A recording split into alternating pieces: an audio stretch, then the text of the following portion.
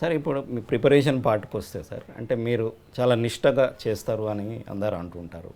అంటే ఎన్ని రోజుల నిష్ట నియమ అంటే మీరు పాటించాల్సి వస్తుండొచ్చు కదా యాజ్ అ ఫ్యామిలీ మెంబర్స్ మీరు. సో మీరు వాడే వాటరు అప్పటి ఉన్న బావిలో నుంచే తీసుకుంటారంటారు.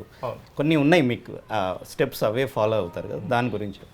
ఈ ప్రసాదాన్ని సేకరించడం అనేది కూడా ఒక పద్ధతి ప్రకారంగానే పెద్దలు తెలిసి చెప్పుకున్నారు. ఎట్లా ఏది ఎట్లా తెచ్చుకోవాలి మనం. కొందరు మన స్నేహితులే ఉండొచ్చు, నేబర్సే ఉండొచ్చు, లేకపోతే ఇంకా వేరే వాళ్ళు ఉండొచ్చు. మనం ఎక్కడనైతే వెళ్తున్నామో వాళ్ళు ఫాలో అప్ కూడా చేసుకోవచ్చు. మా ఇంటి ఆడపిల్లలే కావచ్చు, లేకపోతే ఎందుకంటే ఆడపిల్లలని ఇళ్ళకు అలౌ చేయం ప్రసాదంలోకి ఏంది అనేది చెప్పలేమనండి. ఇక ప్రపంచంలో వివిధ రకాల మనుషులు అనేది ఉంటారు.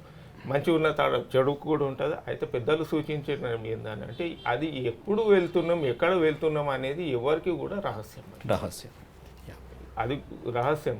అది తీసుకొని రావడం ఇక్కడ 15 రోజులు 20 రోజుల నుంచి ఇంటికి ఎంతనైతే పని చేయాలో మొత్తం చున్నం వేసుకోవడం ఇవన్నీ కార్యక్రమాలు సంవత్సరానికి ఒకసారి మా ఇంట్లో ఒక కళ్యాణం చేసుకున్నట్టే పండుగ, పెద్ద పండుగల కల్లా పెద్ద పండుగ.